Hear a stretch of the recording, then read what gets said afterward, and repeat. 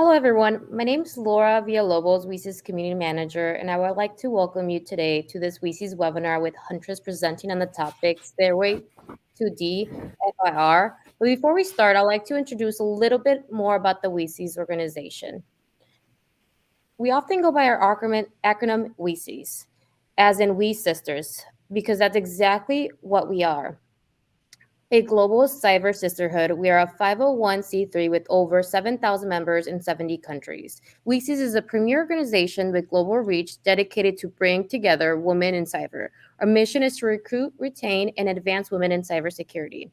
All of our programs and initiatives are made possible by our supporting strategic partners such as Huntress.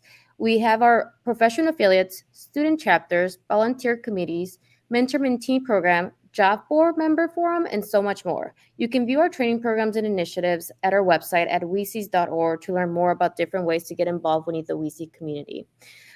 We owe everything to our wonderful initiatives to our strategic partners. Our tier one partners being Akamai AWS, Battelle, Bloomberg, Carnegie Mellon University Software Engineering Institute, Cisco, Fortinet, Google, Intel, Lockheed Martin, Meta, Microsoft, Optum, Cyndia National Labs, and Sentinel-1. Reminder to ask questions throughout the webinar. You can put them in the chat and the presenter will answer them at the end. We have the experts here today and they look forward to hearing from you and from the audience. If you haven't done so already, please subscribe to our WiCyS newsletter at WiCyS.org to stay up to date for any upcoming WiCyS events and trainings. And with us today, we have Huntress presenting on the topic of Stairway to DFIR.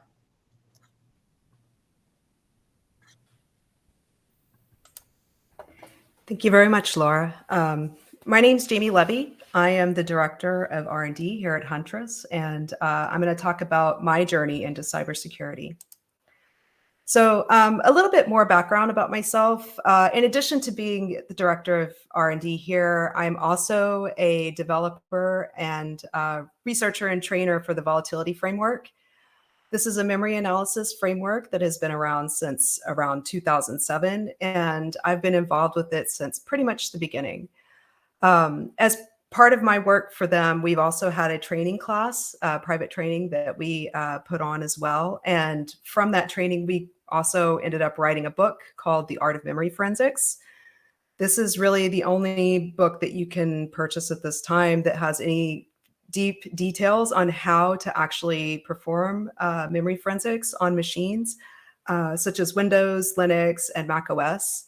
It's got over about 900 pages worth of goodness, deep diving into data structures and how you go about parsing artifacts. I've also done training at Black Hat USA and Europe. And I've also spoken at a bunch of different conferences, but I haven't listed them all here, but mostly on the topic of memory forensics, malware analysis, et cetera. I'm also a former professor from Queens College and John Jay College, where I taught courses on core computer science courses, as well as computer forensics. And you can find me at glida.org, and I also occasionally write blogs for Volatility Labs. So talking about how I got into forensics to begin with. So first of all, it started out with some ancient technologies. When I was a kid, we had a Commodore 64, and I kind of goofed around on it a lot and basically played a lot of video games and just kind of goofed around. And I became interested in computers and programming basically just out of wanting to actually play a video game that came in the back of a book that I had purchased when I was in elementary school. So I don't remember the name of the book, but it was something like Cat Mountain or something like this. And there was actual source code for a video game at the end of it. And so I brought it to my grandfather and I was like, hey, what is this? And he's like, yeah, this is computer code. We can write a video game using this. And he basically set me up and was like, if you type this all out exactly the way it is, then you'll end up with the game at the end. And so it took a while, lots of trial and error, but I finally did get it to run. And so that was interesting to me.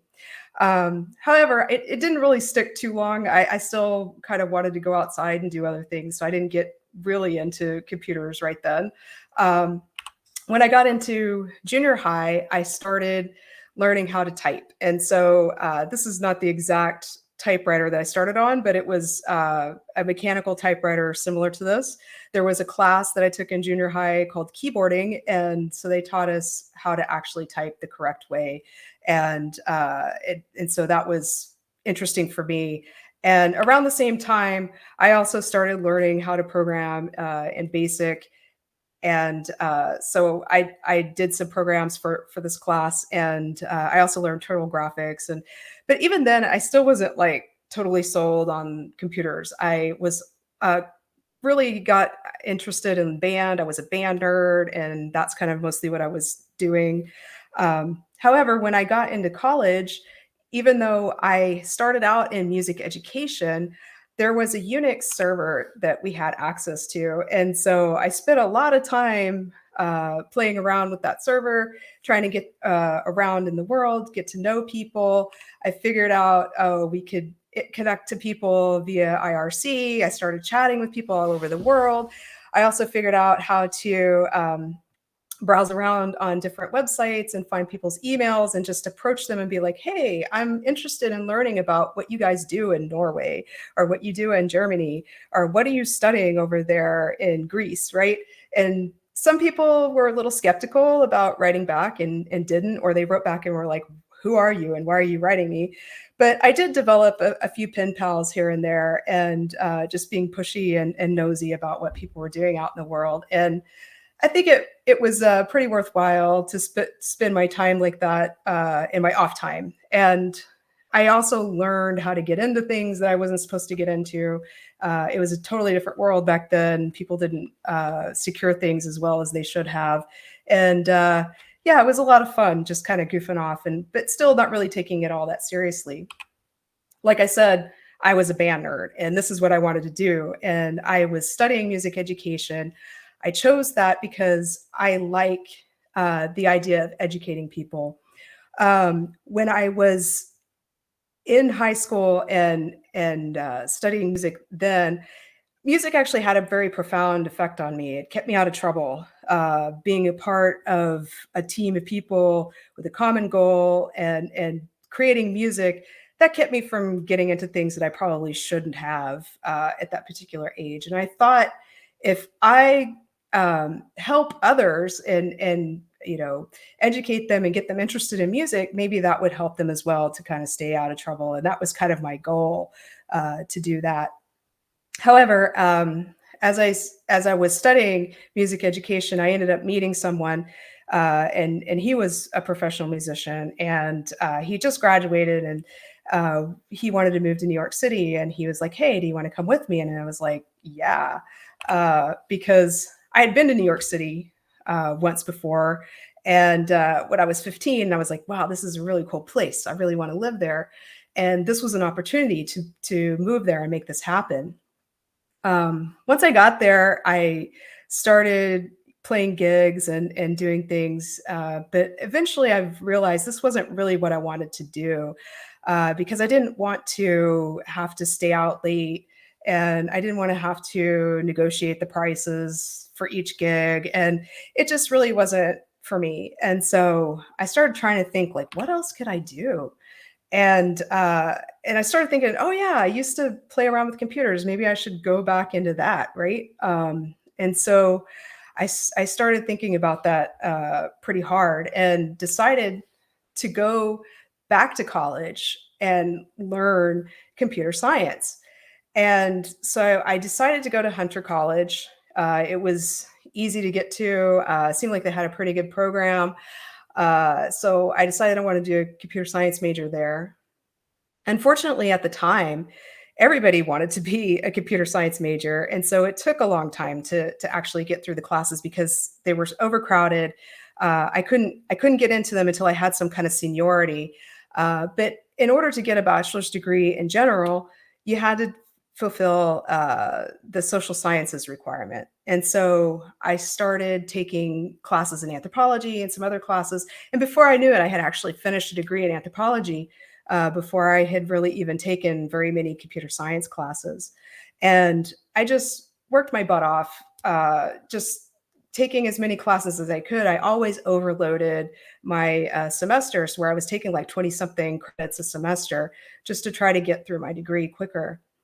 Um, but while I was there, I started to learn some other things that were pretty interesting. I took a class in neural networks, and it kind of changed the way I viewed things. One of the requirements for that class was to find a particular piece of software that actually used neural networks and either demo it or talk about it in the class. And so I had always had like a an affinity for like true crime type stuff. And actually, before I had finally decided to go into computer science, I thought I wanted to do physical forensics, like real, forensics for law enforcement.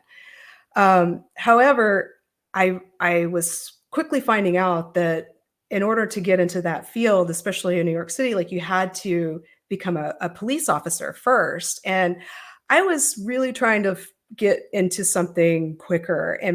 Plus, I don't think it was guaranteed that that was actually going to be your career path, starting out like that. So I kind of backed away from it and went into computer science. But while I was taking this neural networks class, I found this piece of software that was being used by law enforcement, and it was called CATCH, which was short for Computer Aided Tracking and Characterization of Homicides. And so I found some papers on it. I figured out who was the person who was like the main scientist behind it. His name was Lars Kangas. And I just emailed him. I was like, hey, I'm in this class. This is kind of our, what we have to do for our project. Is there anything else that you can tell me about this particular piece of software that might help me like rebuild it? Because I understand that you can't give me a copy of it because it's a law enforcement type thing, right? And so he was like, yeah, sure. Here's some presentations that we've done. Here's some more, papers that we've written. And, good luck. Let me know if you need something. And thank goodness, that, there are kind people out there that are willing to help, because that really helped with my understanding of it. And so I built a demo of it and showed it off in that class. And that made me think like there must be some kind of applied methodologies for computer science, like programming and whatnot, and like building something that actually can affect the world and be useful. I mean, because before that, you're just writing linked lists and doing things, but you're not really knowing like how does it actually apply to like the real world and doing things, right? Now, unfortunately, when I graduated, there weren't really a lot of jobs. It was the beginning of the dot-com burst, and so there wasn't anything really available. And so I was kind of bummed and not really sure what I wanted to do. So I ended up going into a PhD program, and I was there for a couple of years. I started learning robotics and artificial intelligence, but I still wasn't quite sure that this is really what I wanted to do. Things were like a little more theoretical. I wasn't really like seeing the point there. And I was also at the time starting to teach some computer science core classes at Queens College. But overall, I wasn't really happy with my studies. But luckily, around that time, there was a new program that started up at John Jay, which was the first master's degree that was in computer forensics. And I was so excited. I was like, yes, this is what I'm going to do. I'm going to go into that. And because it just was like the culmination of all the things that I liked, the computers and crime solving and whatnot. So I went there. And they were kind of in the beginning of this program, so they weren't really sure like how to shape it and what they were going to focus on. Some of the courses were in security type things. Some of them were like in forensics, but like more from a law enforcement perspective, which made sense because some of the people that were teaching it were from the FBI and whatnot. And so they were teaching it like, here's a disk image. This is how you use in-case to do something, right? But I was interested in like a little more lower level type stuff and like what do the artifacts really look like and how do you make something that parses out these artifacts? And there were all these like artifacts that didn't have tools for them, and it was just really the Wild West, and like everything was new at that time. And so I ended up getting involved in some interesting projects while I was there. One of them was what we called a Ballard dig, but was actually a sandbox, but we didn't really know what a sandbox was, or I don't know if sandboxes existed at that time. And so basically what we were doing was we wanted to see, like, if we had a piece of malware and we ran it on a machine, could we automate the finding of the differences between those two machines, right?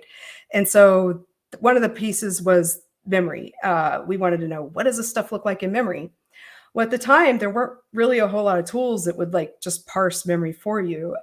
There was a tool called PT Finder, which was written in Perl. It was by Andreas Schuster, and so we could use that, but it only worked for Windows 2000, and we had these XP machines. So as I started digging around, I figured out, oh yeah, there's this other tool called Volatools, but it wasn't like really available at the time. It was more of a commercial thing. But the same person who wrote Volatools also later on released Volatility. And so that actually was what we were looking for, because it supported Windows XP. And so we were able to just strike up a conversation with them and get a copy of it and start playing around with it. Also, for my thesis, what I did was I wrote a memory encryption library, a shim library on Linux, which would allow you, if you had an application, you could hook in this library, and all of the memory allocations were overloaded such that it would obfuscate the memory contents. And the whole point was because at the time, a lot of applications weren't really like savvy about how they save passwords and things like that in memory. And so, if an attacker had access to memory, then they could just dump all the passwords out from that application. And so I was trying to avoid that on the Linux side. And so that was another library that I did. And that kind of also pushed me more into this whole memory forensics space. And I became really interested in it. Also around that time, I started teaching more forensics classes myself at Queens College and John Jay College. So I keep talking about volatility, just like a little bit of background about it, so we kind of are on the same page. This is a memory forensics framework, which can be very easily extended. It runs in Python. It's open source. It's very useful from a forensic perspective because it can extract artifacts from the RAM. It can rebuild the whole state of the operating system and give you an insight into what's actually going on that system at that period of time when that memory sample was taken.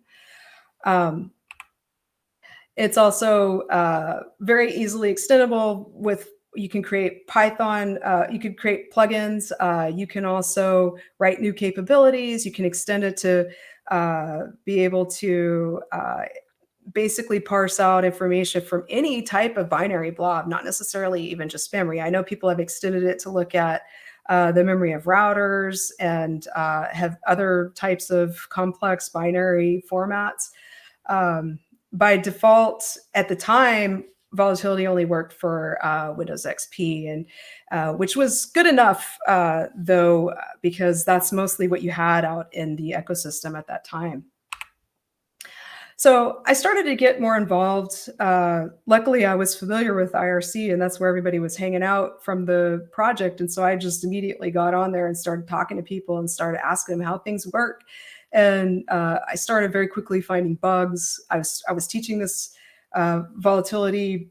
I was teaching that in my class. A lot of times students were finding bugs as they were running it. And so I would kind of relay that to the developers. I was also writing a lot of documentation at the time. I started writing blogs about like how could you install it, how could you extend it, how could you deal with it, and different plugins and kind of how they work. And I started writing my own plugins and started modifying the code to do other things. And in addition to that, though, I was also releasing other open source tools because I was very curious about how you could parse various different types of files and things that didn't have tools for them. And so I just started releasing a bunch of stuff because I was like, oh, this is cool. Like I'll figure out how to like parse this particular document. And now I have a tool that does that. Let me just put it out in the wild and let people use it. And I started writing a bunch of different blogs about how do you install things? How do you write a tool that does this? How do you, whatever. Like just all these like interesting things that I would find as like research projects. And every time I thought, hey, somebody might actually benefit from this, I'll just write a blog about it. But eventually I had to leave academia. And that's because there was, especially then, a big disconnect in what is actually relevant as the problems that you're trying to solve. So academia was very disconnected. They weren't sure like what the real world problems, and some of the solutions that they were coming up with were maybe a little more complicated than they needed to be for these real world problems. And so I was like, well, what are these real world problems, right? I don't feel like I have a good handle on it either. And so I decided to go ahead and find a job doing forensics. And so I started out at Guidance Software. Basically, I started there as an inscriptor, which so Encase was the software product of Guidance Software, and within Encase there was a language called Inscript, which was similar to C#, and basically you could write various scripts to automate things, automate interacting with the evidence that's mounted within Encase. And so that was a lot of fun. I wrote a lot of custom content for customers, and also I got to dabble in like real forensics investigations. Some of them were like insider threat type stuff. I also did some malware analysis type stuff, and I actually got to use volatility a couple of times. At the time, Zeus malware was very prolific, and so I was lucky because a colleague of mine who worked on volatility, he actually had some plugins that he had released at the time that made it very easy for you to actually investigate Zeus. And so that was like a lifesaver for me at that time. And I also started to get more involved in social media, created a Twitter account, started talking to people who do forensics all over the place. And it actually was kind of like almost like a golden age at that time, because people were they were blogging a lot more and writing a lot more technical content, because there was just so many interesting things that were coming about, and lots of different problems that people were trying to solve. And so it was a pretty good time at that moment to just kind of get to know people and get some kind of FaceTime with people and learn about their problems. And people were more open about talking about the problems that they were facing as well within the community. But I wanted to do more than what I was allowed to do there. I wanted to actually do more things, like more with the memory forensic space, not so much with some of the traditional forensic space. And also some of the things I did at Guidance were like more like on the law side of like compliance and e-discovery. And so like those kind of things weren't as interesting to me. So this is where things get a little more interesting. I started working at Terramark, and actually Aaron Walters, who was the creator of Volatility, he was there at Terramark. He was the vice president, I think, of security. And so he was like, hey, do you want to come over to Terramark? And, we got some positions open here. And basically at some point, all of the people who worked on Volatility worked at Terramark as well. While we were there, like it was a great time. Like it was the first fully remote work that I'd ever done, which was a totally different experience of not having to go to the office. It was pretty foreign to me at the time. We spent a lot of time working on Volatility. We extended it to support other operating systems besides Windows XP. So there was Windows 8, Windows 2003, Windows 2008, et cetera. So like we needed to extend it for all those Windows systems, but then also Mac OS and Linux, right? So we started extending it out for all these different operating systems.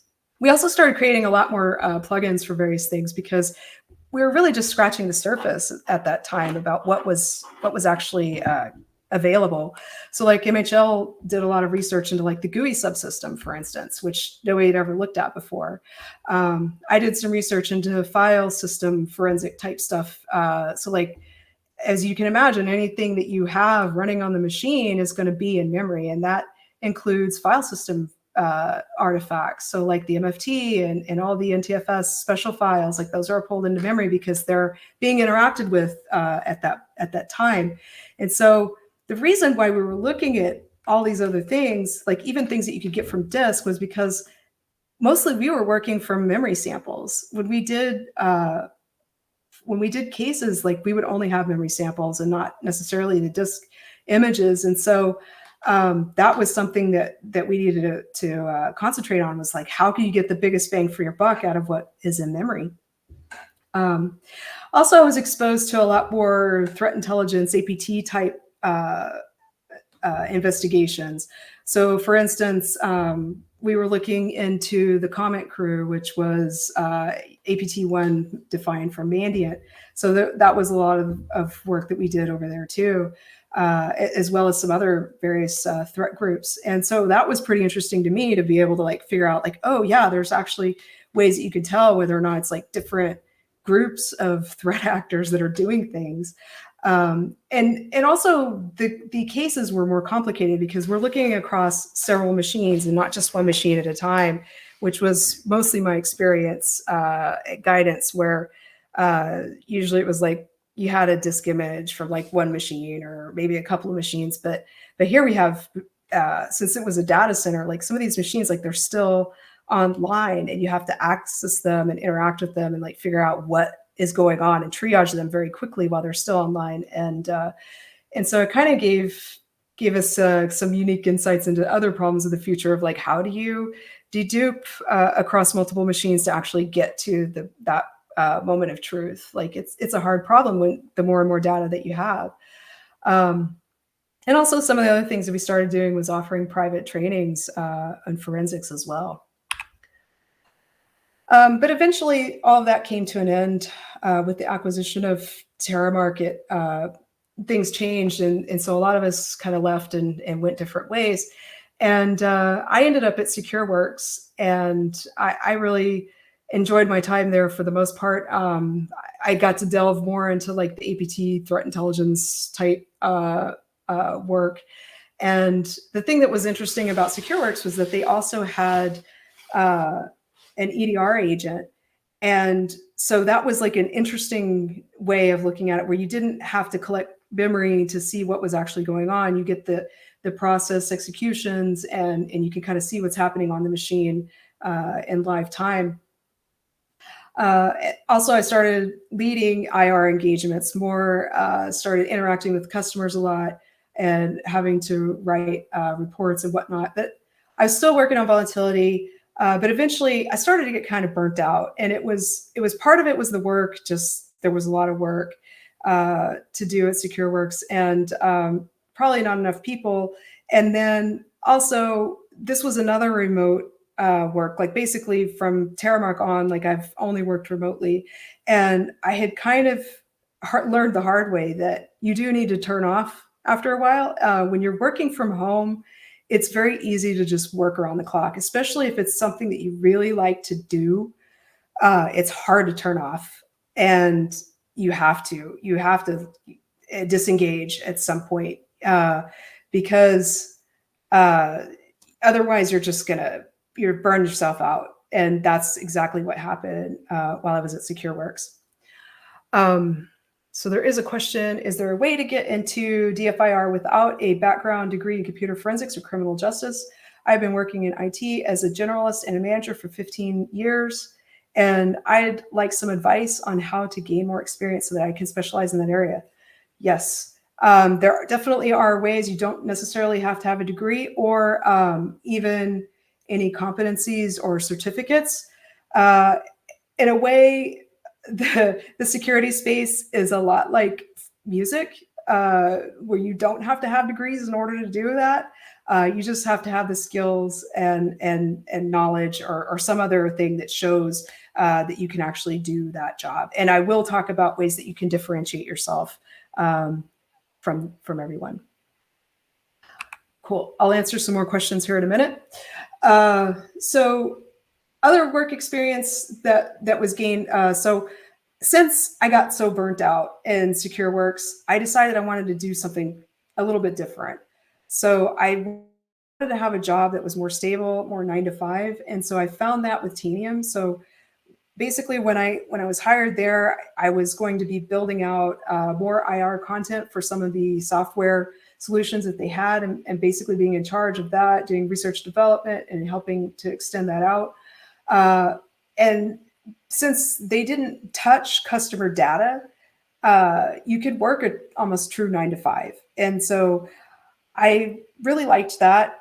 It was a good break. I was there for almost 4 years. But the problem was, like, after time, I started to realize I was getting further away from the problem. I was no longer seeing real threat actor data in real time. I wasn't sure what was going on anymore, and I really missed the fight and or the actual like hunting of what's going on. And so I realized that I had to leave, and so I started looking for something else to do. And so that's what led me here to Huntress.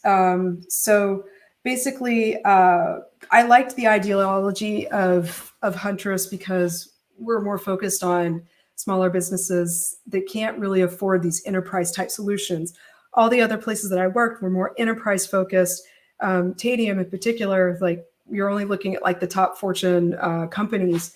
And so what happens to the mom and pops? Some of the things that we saw, even at like Terramark, excuse me, at Terramark, was that you would see that these little businesses, like they're just getting hosed basically by different types of threat actors, and sometimes that's the first footway into a larger corporation, just because maybe they're doing some kind of reconnaissance at like a church or something, to figure out like who should be these targets for various larger operations. And so I just like this idea of like somebody helping the underdog. Like I've always liked that. Whenever I was a student, like I was always like into open source and like, the whole underdog, like how can we do things for people that can't afford it, right? And so basically here, like I lead a very highly technical team to help extend our technologies and help continue to make sure that we're staying current and helping to just mess up hackers on a daily basis for customers that can't really do this for themselves. And so some of the takeaways from this are obviously like, my path was like very disjoint, as you can tell. Like I didn't start out with like a plan of like, I'm going to do this and just owned it. It was kind of like I just fell into things by accident and kind of found my way as I went.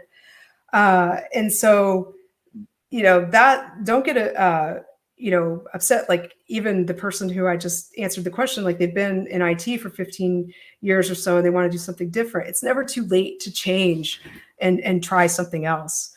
Now, if you want to get to somewhere faster, start a process of elimination of what you want to do. So a lot of times people get burnt out because they think they have to know everything. And there's no way in the world you're going to know everything. There's so many parts to the security field, you're never going to know everything.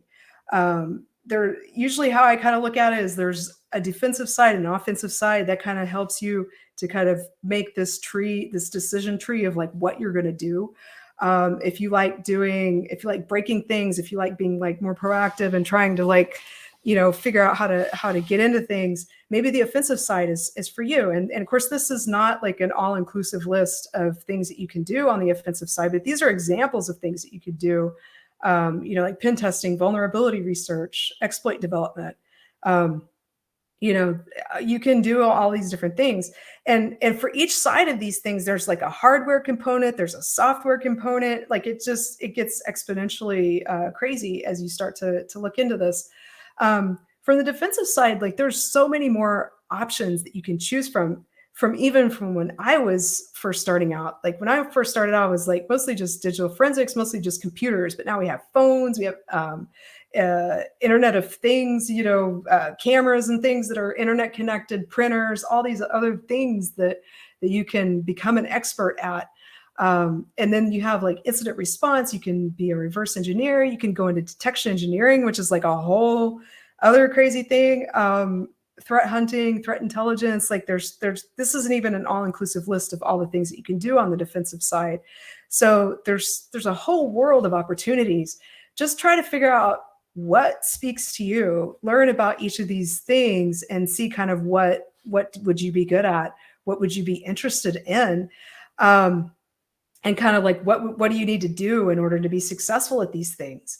Now you can do more than one thing, because like for instance, if you're doing incident response, you might want to know a little bit about how to reverse engineer things, because it's going to make it easier for you to do some investigations. If you come across a malware sample, for instance, and you don't know what that does or what it's capable of, that might help you instead of having to hand it off to somebody else to look at. So, you don't necessarily have to be mutually exclusive in what you learn. And obviously, if you learn more about some of these other fields, then that definitely helps your understanding of this bigger picture of what we're trying to do and how they interact with each other. But the thing is, like, don't be discouraged if it's like you're not like a world-class reverse engineer / detection engineer / threat hunter / vulnerability researcher. Like, you're not going to be all those things most likely. So just kind of be realistic in your expectations. And of course, there's other roles in cybersecurity. Some people are just like, you see things all the time on Twitter where it's like, oh, you have to be super technical and you have to have reverse engineering skills and programming skills and whatever just to be in forensics and just to whatever. No, not necessarily. Every cybersecurity company has these other roles that they need in order to be successful, such as accounting, marketing, sales. You have to have a whole support team just to interact with your customers. You have to have engineering people that are just like focused on building this fine product. You have to have product managers or scrum masters or whatever to kind of keep engineering working. You need people that are, in legal. Maybe you need some people that know something about insurance. Like, there's so many other like adjacent roles here that help make the company successful. You can't just think that you're going to work in a silo. You're going to have to learn how to work with some of these people, or you might want to be one of these people who helps. And of course, if you want to go into these adjacent roles, knowing something about the cyber side definitely helps with your understanding and makes you a better person in that particular role. So these things are not necessarily like to be in silos, and don't get discouraged when people are like, oh, you have to be super technical. No, you don't. You can be in some of these other roles and still be within the cybersecurity world. Obviously, somebody who works in sales and cybersecurity, like, they have to know something about the actual product and how it works, right? Like, you can't just be like a car salesman and then all of a sudden just like move into cybersecurity. Like, no, you're going to have to know something about the problem. So also take advantage of education and research. Like, there's lots of college degrees that you can take, or college courses. There's some at the bachelor's level, some at the master's level, some at the PhD level. I mean, there's plenty of courses and programs that are available nowadays. Now, like I said earlier, you don't necessarily need a college degree, but you should learn something. So you might want to take some trainings, or if you can't really afford to do that, there's always white papers and blogs and technical write-ups and things that you should be actively searching out and reading and trying to understand. So make sure that you do that. Make sure that you do your due diligence of like identifying who are the key players in these particular topics that I'm interested in. Listen to their podcasts, watch their YouTube videos, learn as much as you can about the particular course that you want to, or the particular topic that you want to go into. Also, get your hands dirty, build a home lab, get some virtual machines put up and play around with them. install malware on them, look at the before and after. How does it actually manifest? How do these tools work, right? Start playing around with all these tools. Like there's plenty of open source or free tools that you can look at, even for reverse engineering. Like there's Ghidra, which is freely available. So like there's lots of cool tools that you can build and play around with. And also, it wouldn't hurt to learn a programming language because, programming languages, they're definitely useful. Like when you're trying to automate things and when you're trying to like run a bunch of tools at once, like you don't want to have to do it in a manual way. If you have a programming language under your belt, you can automate that stuff. You can be much more proficient at your job. Just don't be afraid. Play around with these things. And if you get lost, like a lot of times the people who have created those tools are very easy to talk to, and you can just reach out to them and say, hey, I'm having a problem installing your tool, running your tool, whatever, right? Could you help me with this? A lot of times they have issue trackers where you can put an issue over there and say exactly what the problem is. And a lot of times people will just, get back to you and let you know what you're doing wrong and start building that relationship with people. So once you feel like you're kind of getting some things under your belt, you might want to start gaining visibility within the space. And so try to build your brand online. It does definitely help when you're trying to find a job if you have some kind of online presence that shows that you're interested in something.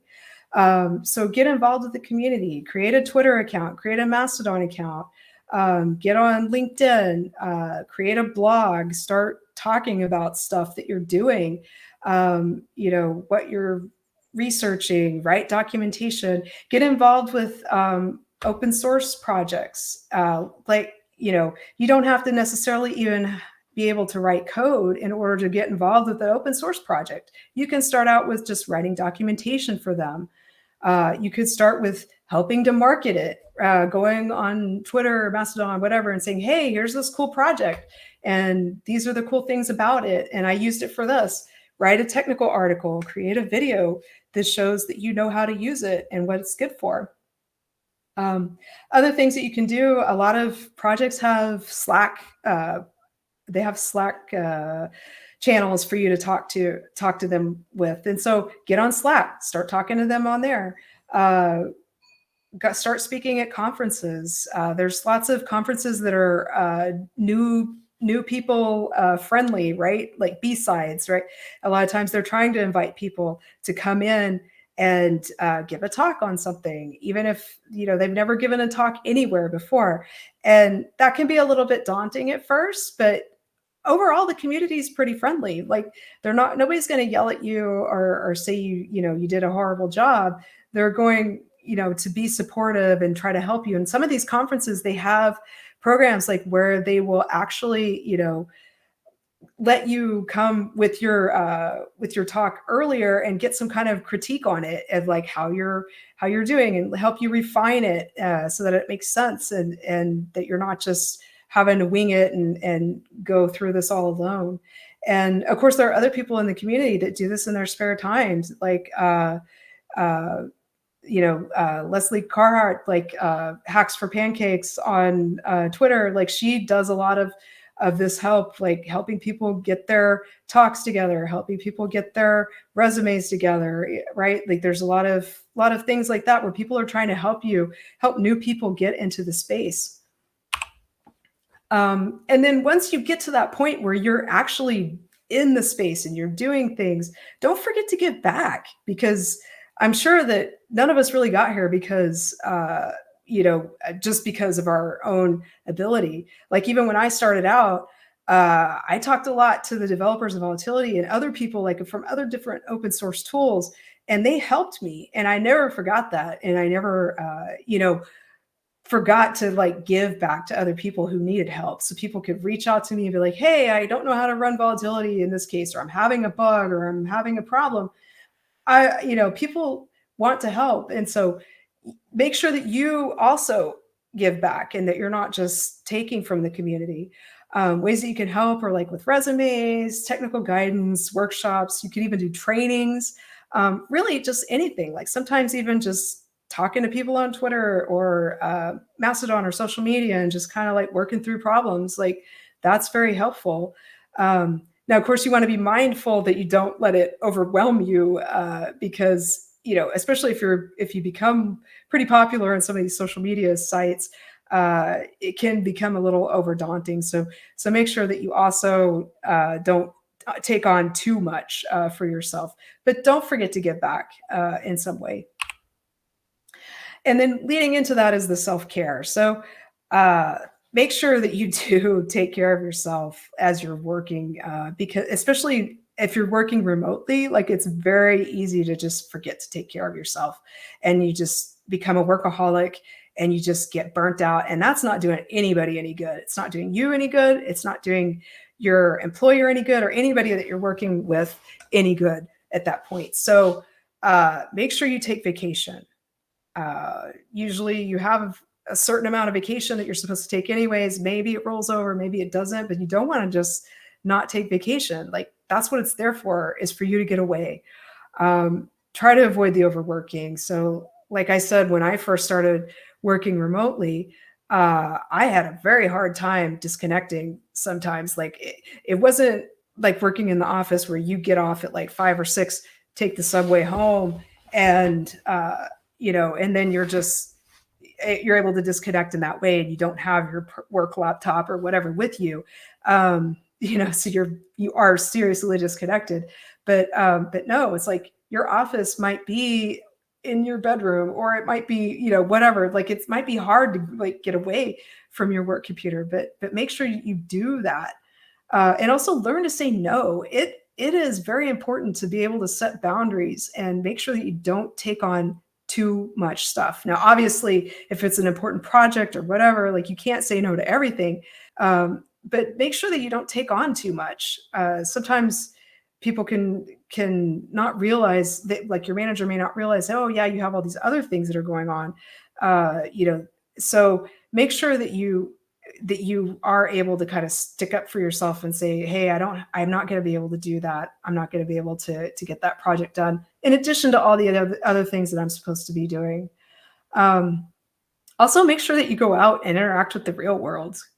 Try to have some friends, try to go do something with them, because you can get very disconnected otherwise, and not really, that's not healthy. Like you need to be able to interact with people and kind of like just get away from the computer, like get away from that screen and look at other things. Like it's going to help you also, like, when you're working too hard on a problem, like constantly, you start to have a hard time getting to the root of the problem because you're so focused on that. You need to have like that moment where your brain can disconnect and think about something else, and then it'll come to you. I guarantee it. Like many times I'm outside doing something, and all of a sudden the answer to a problem comes to me, and it wouldn't have come to me if I just kept sitting in front of the computer. So that definitely helps to go out into the real world. Other things, consider the way that you set up your office at home. Like you want to make sure that it's ergonomically good for you, because that does make a difference. So for instance, I had a laptop that the keys were like pretty close together, and it never occurred to me to like, maybe I should get a separate keyboard, so that I could type a little bit better. I didn't realize I wasn't getting anything done because I hated typing on that particular laptop. And so once I got another keyboard that actually made sense and was like nicely spaced and whatever, I was so much more productive and so much happier also.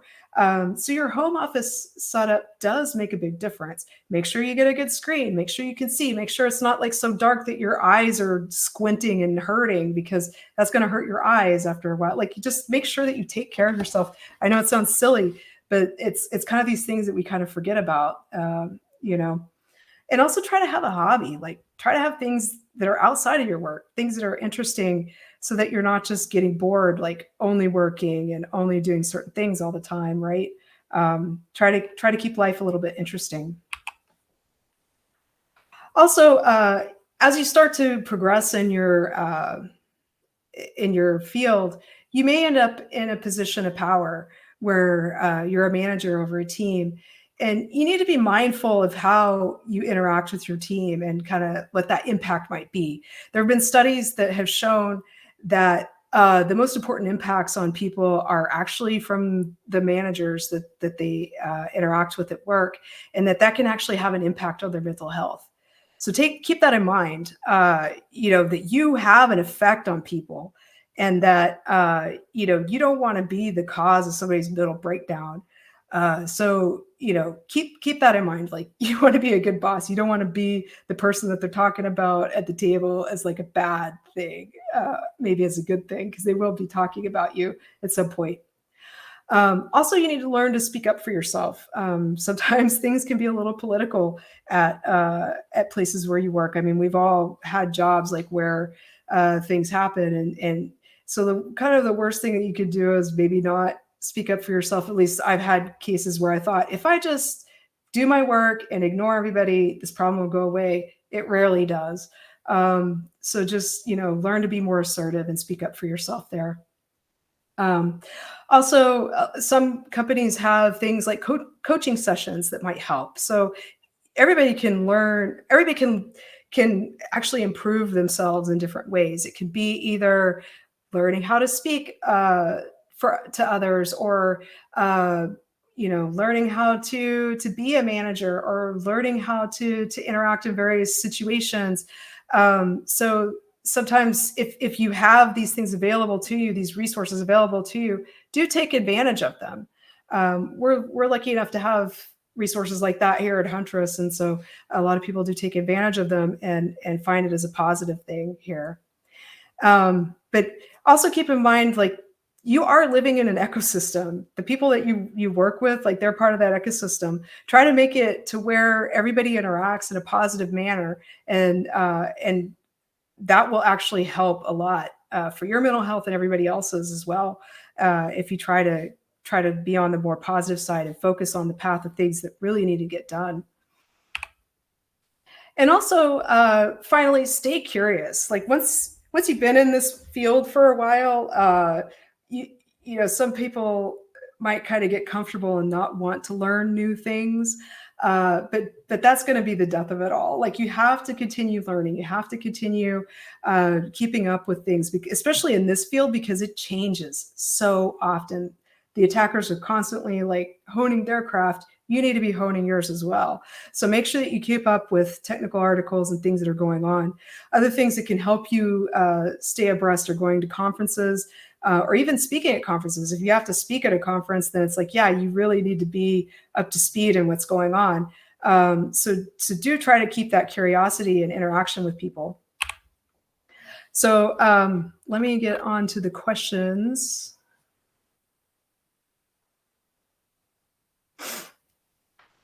Let me see. As a career changer, my resume isn't that relevant to security analyst jobs that I'm applying for. Do you have any ideas on how I can showcase what I've learned through cyber trainings, courses, etc.? I know someone who would give me a chance, but it's hard to get past the HR filters when my work history is all project management related. Yeah, I could see like how that would be a little bit hard, because sometimes HR filters are looking for specifically that you have a degree in something or a certification for something. And while it's not guaranteed, like, definitely you should highlight the things that you've taken trainings for and kind of how you've applied that to your job if you can. I'm not exactly sure which cyber trainings you've taken, but if I'm not sure what you do also, but try to find those things like where you could say, oh, I learned this and this is how I've applied it to my job. And this is what I would do if I were given the chance to apply for that job. And if you are able to do things outside of your work, I know some people have certain agreements in place, like where they can't do open source work or whatever. But if you can try to differentiate yourself, like within the public space, definitely that would make a difference too. You could, if you had a GitHub account or something like where you could showcase your work, or that shows that you're interested in these particular things and that you do have some kind of mastery over those those topics, that definitely sets you apart as well. So hopefully that helped. And then is there any way to get into DFIR without, oh yeah, I answered that one. Okay. Let me mark that one. What is one piece of advice that you would have given yourself when you were first starting off in your career? Yeah, I probably would have been a little, I probably would have tried to research what I wanted to do a little bit more. So trying to get more to the focus of it all, I think that's one thing. And then also, learning to interact with people a little bit better, probably another thing. Because like I said, like I've worked in some places where maybe things were a little more political than I would have liked, and maybe I could have handled that a little bit better. The soft skills also, like I was not like I was not like very appreciative of soft skills, I guess. So also in this particular field, there's a lot of report writing, and there's a lot of like things that people don't really concentrate on because they're thinking, oh, I want to do these technical things, right? I don't want to do these fun things like writing a report. But you're going to have to write a report because it doesn't matter if you're doing forensics work, incident response work, or if you're doing some kind of pen testing or something. There's a report at the end that you're sending to the customer that has all the findings of whatever you did. If you don't know how to convey what you did in a way that somebody who may not be technical can understand, then what's the point? Like that is a soft skill that you have to have regardless. And I think I never appreciated that as much until I actually got into the field. And I probably would have concentrated on that a little bit more. So the next question is, I was working in IT support analyst. I just lost my job. How can I find a job that would land me a job in cybersecurity? Yeah, so that's a good question. So there are some jobs that can kind of be like entry level jobs that would be really good for people that like people who are starting out in this field to get into. So being a SOC analyst, that's a good job to get into. So that gives you like basically a good insight into all the different types of attacks that are coming in. It makes you learn a little bit about forensics. It makes you learn a little bit about everything in the attack cycle. And you basically, as you start to do that a little bit more, you become more and more technical. And then that could help you get a job like into, other things like either like incident response or whatever, like kind of go on from there if that's what you want to do. But there's definitely a lot of like entry level jobs that people who don't even have the background of being an IT support analyst can do. What's the next question? How much of a job description do you need to match? I am a student soon to graduate and wondering if it's worth applying to roles with experience requirements. Yeah, so that's a good question. So you should try to match as much as you can of the requirements. Now, I don't think everybody's going to be 100% match because a lot of times companies just put a bunch of stuff and maybe some of those things are nice to haves, or maybe they're just not being very realistic. But definitely what you want to do is if you're looking for jobs, you want to make sure that your resume reflects the most towards that job as it can. So if you see that there's certain requirements, you want to make sure that whatever you have on your resume kind of reflects that requirement. Even if it's not 100%, you could say like, I learned in this class something that applies to that particular requirement, right? But you just want to make sure that you kind of build your resume towards that and that it supports that. Lots of questions. So what is something that is changing in the field? What is something that is changing in the field that would be good to examine as I'm training to move into that arena? I feel like some of the classes I've taken are a little outdated. Yeah, so Definitely, like, on the operating system side, like, there's always new versions of the operating system, so, like, there's, Windows 11 and with every version, it seems like there's something that's changed, a new artifact or something that's happened, especially on the memory forensics side, like, there's all these, like, new, security, features and things that kinda make it a little harder to deal with, and so basically trying to keep up with that, like that could be like a full-time thing right there. It's like, oh, there's a new version of Mac OS. What do those new features mean? How do they manifest? What new artifacts are created? Are there any tools that parse that? If there's not, how can I create a tool that does that? Right? I mean, there's lots of things like that. So even just keeping up with like what are the changes there, or even the new technologies, like looking at what's going on with like cloud and whatnot. Like there's all kinds of new things to look at and and keep track of. Uh, so there's somebody that says, where and how would you get started on taking courses in cybersecurity? Completely new to the field, and I don't know which courses to take. Yeah, that's a good question because there's a lot of, like I said, there's a lot of different places. There's Champlain College. There's I know there's some more like online courses as well. Like I think NYU has online courses. So I'm not exactly sure. I know Purdue has a good program. I know LSU, that's Louisiana State University, has a very good program. So I would definitely recommend any of those if you wanted to look into some courses. Now, you don't have to necessarily complete a degree. That you could just take courses here and there, which is also valid.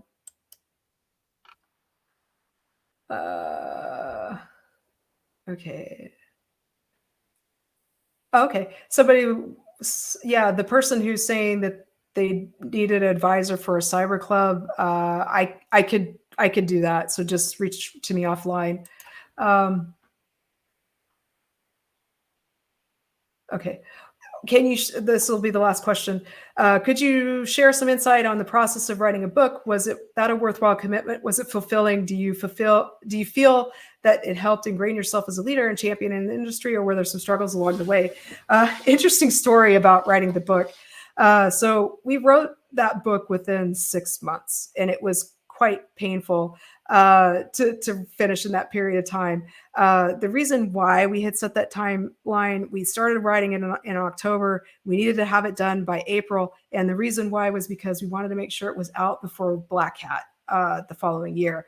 And so, honestly, with that type of deadline, it was like really, really painful to get that done. I wouldn't recommend doing something like that ever again. Because there's so much of a process of, like, first of all, writing the material, editing the material, sending it to the editors, getting it back. You have a tech editor, then you have the book editors, and getting it back through that whole cycle, making sure nothing got taken out of context, and just that whole cycle over and over again. And yeah, that was pretty painful. People might think that that the that you get a lot of money from books. You don't. So don't think that you're making big bucks off of that or anything like that. But yeah, I think overall it was worthwhile because it definitely helped a lot with like visibility and into our for our careers or whatever. But and I think it was overall like an educational process. And yeah, so I don't know. I would recommend it, but just not on a crazy timeline like what we did. And that's it for me. So I appreciate everybody coming to my talk. If you feel like you want to contact me, feel free. Here's my information. You have my email address. You could reach me on Twitter. You could reach me on Mastodon. I'm very freely available and don't mind to talk at any time.